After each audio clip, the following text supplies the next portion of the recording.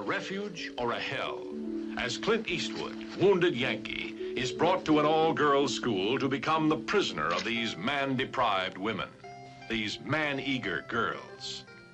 You must be tired. Wouldn't you like a chance to go to your closet? I might sponge parts of him. You wouldn't. You are not our guest. If you get any ideas of trying to amuse yourself with any of the ladies in this house, wait you will just a find minute. yourself out on that road so fast you won't know what happened to you.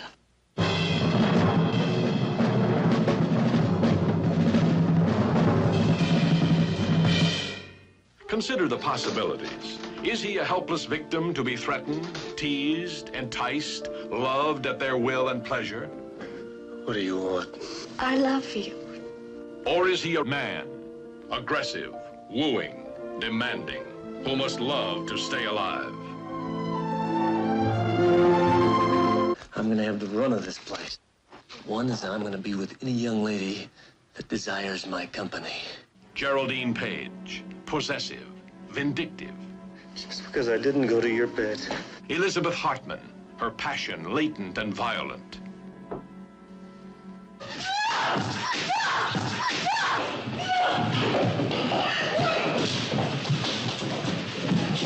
You lying, filthy lecher! I hope you're dead! The tensions, the jealousies, the conflicts of sexual confrontations, rare even for today.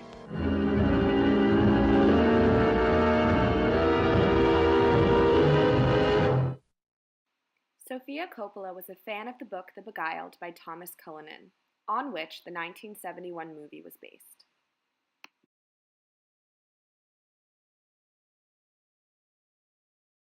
And it was so weird, and I was like, I kept thinking about it, and I kept thinking, well, God, how would I do my version? And I thought it would be interesting. It stayed in my mind. I thought it'd be interesting to do the same story, but from the female character's point of view, because it's a story about this group of women and one man, and it's a very heightened situation. But the original film had been made from a guy's point of view, so I went back to the book and looked at how I would tell this story, and While the movie is a period piece, Coppola was very interested in the themes in the movie which transcend its Civil War setting.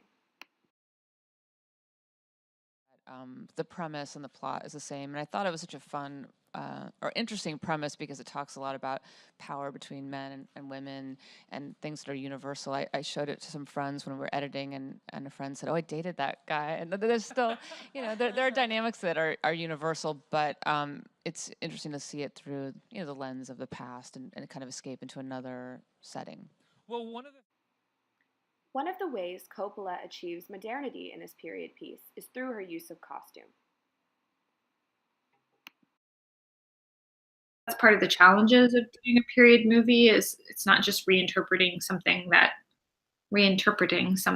you've seen before. It's more about kind of expressing that to a modern audience, and how do we look at it in 2016, 17, how are we able to look at a movie or a character, and what do we recognize that's also historically accurate? I will focus on the costumes of three characters: Miss Martha, Edwina, and Alicia. Most unwelcome visitor, and we do not propose to entertain you. You'll find them easily amused. You won't be here long enough for that. Miss Martha Farnsworth is very seemingly uptight, and she's also in charge. And I wanted her to feel that way, but also, more importantly, I didn't want her to feel that way in an 1860s way. I wanted her to feel that way to someone watching it now. I wanted Miss Martha to feel stern and like she was in charge, because she was the head of the household. So I chose to use more streamlined silhouettes on her. She didn't wear a lot of color. She wore a lot of white, ivory, and black. I also gave her a silhouette that seemed a little like a vest, which is indicative of that time frame, but is also something that to the modern eye seems authoritative. Everything's gonna change around here from now on. That dress is very becoming, Miss Edwina. Thank you. There might be other attractive shoulders here if we were all permitted to wear such dresses. I wouldn't say it's entirely suitable for a young ladies' school, but we know Miss Edwina's accustomed to town society with different views. I would suggest that we change the subject. And that Miss Edwina draws her shawl. Yes.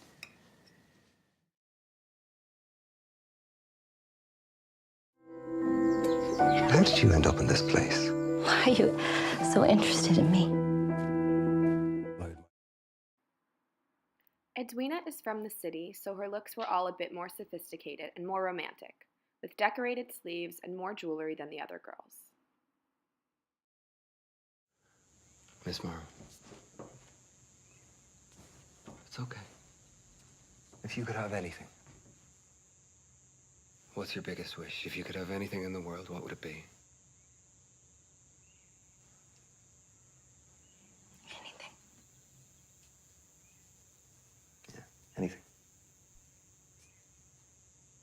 To be taken far away from me.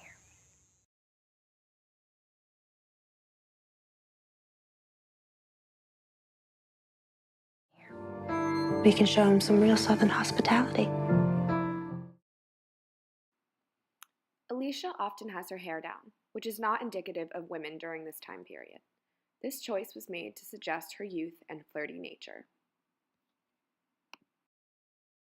Alicia, she wore a lot of lavenders and ruffles. Like, there was something girly about her, and I feel like in part because there was an innocence to her and a childlikeness to her, but also she was coming of age, and there are moments where you see her with her, you know, her shirt unbuttoned, which is totally not common of a woman in the Civil War. They would never have done that, even if they were slutty.